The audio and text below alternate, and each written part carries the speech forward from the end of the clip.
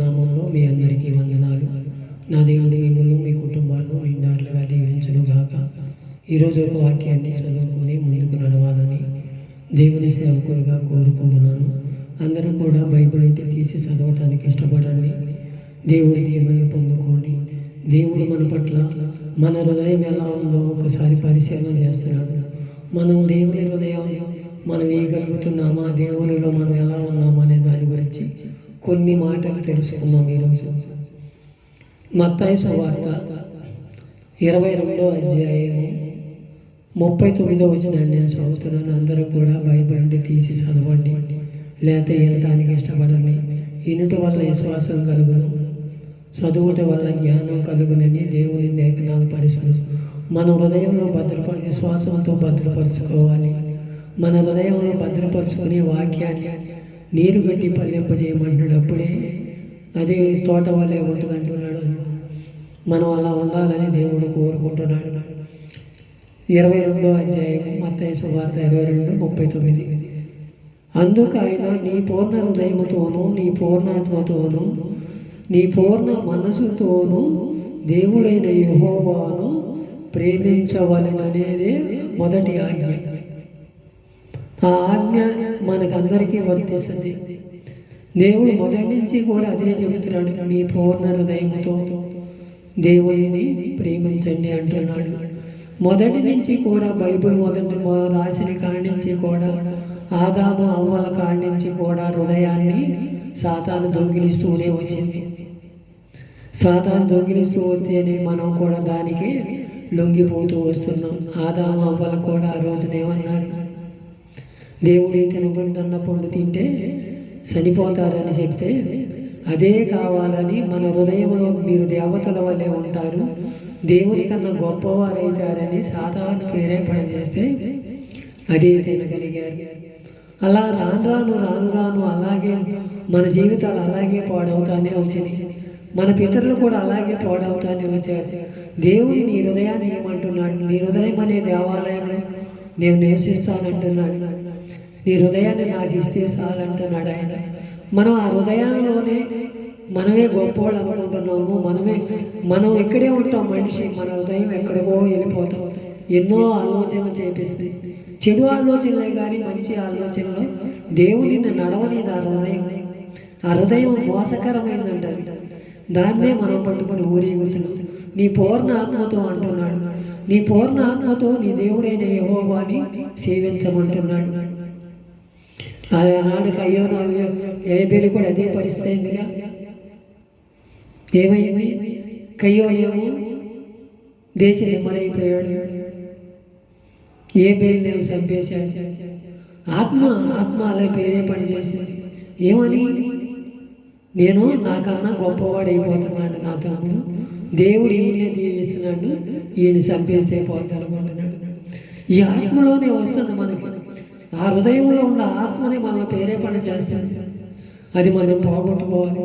నీ అన్నదమ్ములతో అక్క చెల్లెలతో నీ హృదయంలో ఎలా ఉందో, నీ ఆత్మ ఎలా ఉందో ఒక్కసారి నీ హృదయం నా హృదయం పరిశీలన చేసుకోవాలి. రాత్రికాల సమయం నీ పూర్ణ హృదయంతో పూర్ణ ఆత్మతో పూర్ణ మనసు నీ దేవుడైన యెహోవాని సేవించమంటున్నాడు. పూర్ణ మనసు కూడా కావాలంట. ఇతరులు చూసి అసూయపడే మనసు ఉందా, వాళ్ళ మీద జాలిపడే మనసు ఉందా? ఒక్కసారి మన హృదయాలు మనమే పరిశీలన చేసుకోవాలి. పూట కూడా వాళ్ళ దగ్గర తీసుకెళ్ళి ఆయన ఏం చేసేటప్పుడు ఎరుషలేము నుంచి ఎరుకోకు దిగొస్తున్నాడంట. ఏది రొట్టి నీళ్ళు మర్చిపోయి ఆయన లేని మనం అన్నీ కలిగినట్టుగా ఉంటాం, లేకపోతే లేనట్టుగా ఉంటాం. తిన్నవాడికి ఏమో తిండి ఎక్కువ అంట, లేనివాడికి ఏమో తిండి తక్కువ అని అక్కడ పుష్కలంగా బతుకుతున్నాడు. బతికేవాడికి అదేమో కింద రమ్యంగా ఉంటుంది, ఎరుకో అందులో పడిపోతున్నాం. మనం కూడా అదే, మా పాపం అనేది రమ్యంగా ఉంటుంది, అందమయంగా ఉంటుంది. అదే మన వ్యసనాలకు దారి తీస్తుంది. ఒక్కసారి నీ హృదయాన్ని పరిశీలన చేసుకోవాలి. నా హృదయాన్ని నేనే పరిశీలన చేసుకో. నీ దేవుడైన యెహోవాని పూర్ణ హృదయముతో పూర్ణ ఆత్మతో పూర్ణ మనసుతో నీ దేవుడైన యెహోవాని సేవించమని మొదట ఆజ్ఞించాడు. ఆ ఆజ్ఞ అతిక్రమిస్తున్నామా? ఒకసారి మన హృదయాలు మనమే పరిశీలన చేసుకోవాలి. ఈ రాత్రికాల సమయం దేవుడు నీతో నాతో మాట్లాడుతున్న మాట గొప్పవాళ్ళంట. ఏది ఎవరు గొప్పవాళ్ళు?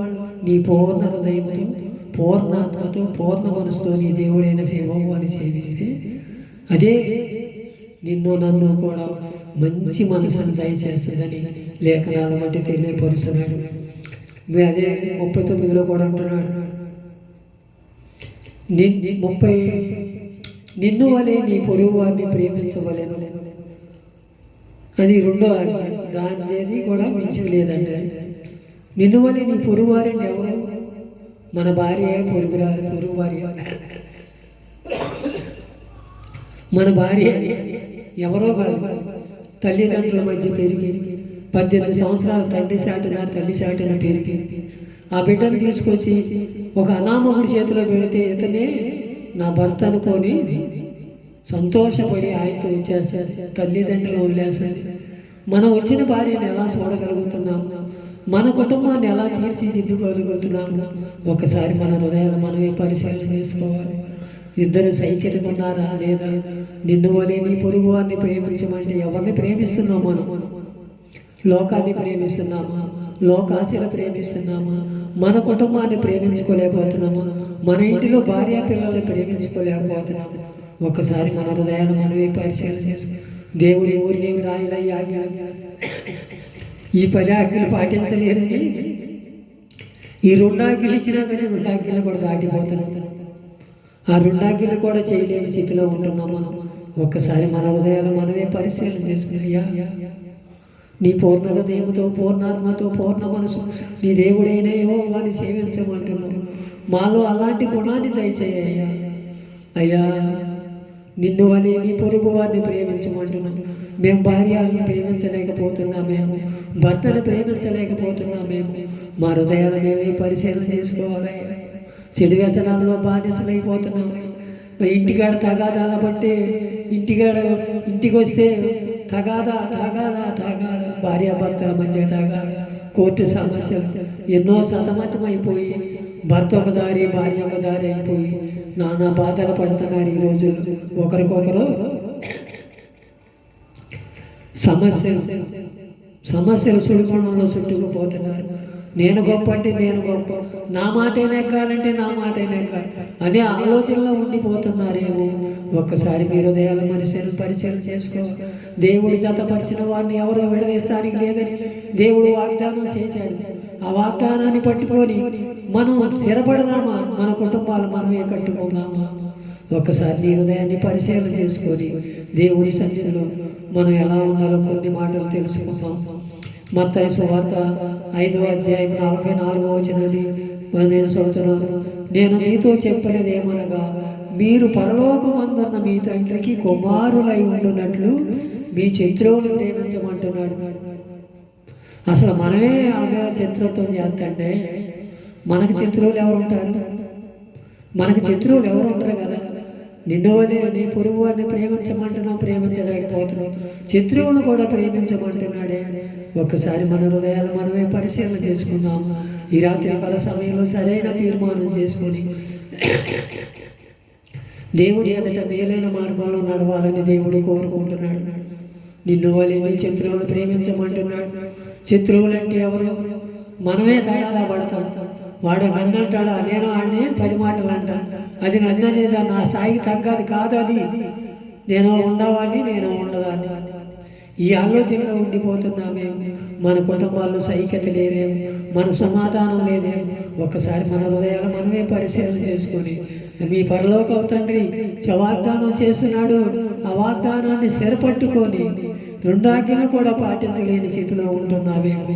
ఒక్కసారి నీ హృదయాన్ని నువ్వే పరిశీలన చేసుకొని ఇక మీదటైనా అయ్యా, నిన్ను వలె నీ పొరుగు వారిని ప్రేమించమంటున్నాను. అయ్యా, నీ పూర్ణ మనసుతో, పూర్ణాత్మతో, పూర్ణ వివేకం నీ దేవుడైన యెహోవాని సేవించమంటున్నాను. ఈ మాలో కరువైన ఏమనయ్యా, ఈ మాలో దూరమైన ఏమనయ్యా. ఒక్కసారి మన హృదయాన్ని పరిశీలన చేశాయి. నీ సన్నిధిలో నడిపించడానికి సహాయం చేయమని ప్రార్థన చేద్దాం. అదే 1వ యోహాను పత్రిక 4:21 చదువుతాం. దేవుని ప్రేమించేవాడు తన సహోదరుని కూడా ప్రేమించవలెను. ఈ ఆజ్ఞ మనం ఆయన వలన పొంది ఉన్నామంట. నేను దేవుని ప్రేమించేస్తున్నాను. నా కుటుంబంతో పర్లేదు, ఇతరులతో పర్లేదు, నేను ఎవరితో మాట్లాడినా నాకు నేనే మోనార్కు అనే ఆలోచన. నేను ఒక్కడనే పరలోకి వెళ్ళిపోతాను. నేను వాళ్ళందరూ కూడా వాళ్ళు పాపం చేశారు, వీళ్ళు పాపం చేశారు. ఎదట వాళ్ళ నలుసులు తీర్తున్నాం, కానీ మన దూరాన్ని తీసుకోవటం. ఒకసారి మన హృదయాలు మనమే పరిశీలన చేసుకో. నీ దేవుడైన యెహోవాని ప్రేమిస్తే అందరినీ ప్రేమించమంటున్నాడే. ఒకసారి నీ హృదయాన్ని పరిశీలన చేసుకుంటామా? ఈ రాత్రికాల సమయంలో మేలైన తీర్మానం చేసుకుందామా? అయ్యా, నిన్ను వలె నీ పొరుగు వారిని ప్రేమించమంటున్నావయ్యా. ఆ ప్రేమ మాలో కరువైందేమోనయ్యా. తండ్రిని ప్రేమిస్తే దేవుడు కుమారుని ప్రేమించినట్టే అంటున్నాను. అయ్యా, మా కోసమే కదయ్యా పరలోకం నుంచి భూమికి విడిచి అన్ని సమస్తము వదులుకొని 33 సంవత్సరాలు మా కోసమే శిలువ మరణం పొంది మా పాపాల నిమిత్తం మేము వచ్చాము కదయ్యా. ఈ 2 ఆజ్ఞలు కూడా మేము పాటించలేని స్థితిలో ఉంటున్నాం నాయన. అయ్యా, దేవుని ప్రేమించేవాడు తన సహోదరుని ప్రేమించలేని స్థితిలో ఉంటున్నాడు. సహోదరుని ప్రేమించలేని స్థితిలో ఉంటున్నాడు. ఆనాడు కయ్యోను ఏ మేలు కూడా అదే పరిస్థితి కదయ్యా. అది రాను రాను అలాగే వస్తుందే కానీ ఎక్కడా కూడా మార్పు కనడట్లేదయ్యా. ఆ మార్పును కలగజేయనాయన. మాలో అలాంటివి ఉంటే తీసివేయమని ఈరోజు ప్రార్థన చేసుకోగలిగితే దేవుడు నీ పట్ల నా పట్ల కార్యం చేస్తానికి ఇష్టపడతాడు. ప్రేమ కలిగి ఉండుటకు ప్రయాసపడండి, ప్రేమ కలిగి ఉండటకు ప్రయాసపడండి అంటున్నాడే తప్ప ఒకరి మీద ఒకరు ద్వేషాలు పెట్టుకోవద్దు, ఒకరి మీద ఒకరు పగ పెట్టుకోవద్దు, ఒకరినొకరు శపించుకోవద్దు అంటున్నాడు. ఆ లక్షణాలు మనలో ఉన్నాయా? ఒకసారి మన హృదయాలు మనమే పరిశీలన చేసుకుంటాం. నీ పూర్ణ హృదయముతోనూ, నీ పూర్ణాత్మతోనూ, నీ పూర్ణ మనసుతోనూ నీ దేవుడైన యెహోవాను ప్రేమించమను. నిన్ను వలె నీ పొరుగు వారిని ప్రేమించమంటున్నాడు. ఒకసారి మన హృదయాలు అయ్యా, తల్లిదండ్రుని వదిలిపెట్టి భర్త భార్యలు సైక్యతగా ఉండాలని నువ్వు ఏర్పరిచావయ్యా. ఆ ఏర్పరిచిన జీవితాన్ని మేము చేతులారా పాడు చేసుకుంటున్నాము. నీకు ఆయాస్కరమైన మార్గంలో నడుస్తున్నాము. మా వ్యసనాల బట్టు, మా తాగుడు వ్యసనాల బట్టు, మా ఇలా చెడు వ్యసనాల బట్టి బానిసలైపోతున్నామే తప్ప మాలో మార్పు కలగటలేదయ్యా. ఈ 2025 అయిపోయి 26లో కూడా వచ్చేసి మాలో ఆ మార్పును కలగజేయ్యా. నిన్ను వలె నీ పొరుగు వారిని భార్యాభర్తలిద్దరూ కూడా సైక్యత కలిగి అన్నదమ్ములను ప్రేమించేవారు, అక్క చెల్లెళ్ళను ప్రేమించేవారు. నీ పూర్ణ హృదయంతో, పూర్ణాత్మతో, పూర్ణ మనసుతో నీ దేవుడైన యెహోవాను ప్రేమించమంటున్నావు. అది మాలో కలగజేయనాయన. ఈ రాత్రికాల సమయంలో ఒక తీర్మానం చేసుకొని నీ బిడ్డలందరూ కూడా దేవుని సన్నిధిలో పూర్ణ మనసు, పూర్ణాత్మతో, పూర్ణ మనసుతో, పూర్ణ యెహోవాను సేవించమంటున్నావయ్యా. నీ పూర్ణ హృదయముతోనూ, పూర్ణాత్మతోనూ, పూర్ణ మనసుతో నిన్ను వలె నీ పొరుగు వారిని ప్రేమించమంటున్నావు. అలాంటిది మాకు దయచేయి నాయన. అలాంటి హృదయాన్ని మాకు దయచేయమని ఒక తీర్మానం చేసుకుని దేవుని ఎదుట మోకరించి అడగలిగితే ఈ రాత్రికాల సమయంలో నిన్ను నన్ను కూడా ఆ అవకాశం కలిగించి ఆ 2 ఆజ్ఞలు కూడా మనకు అనుగ్రహించి కృపను మనకు దయచేస్తాడు. ఈ మాటలు దేవుడి విని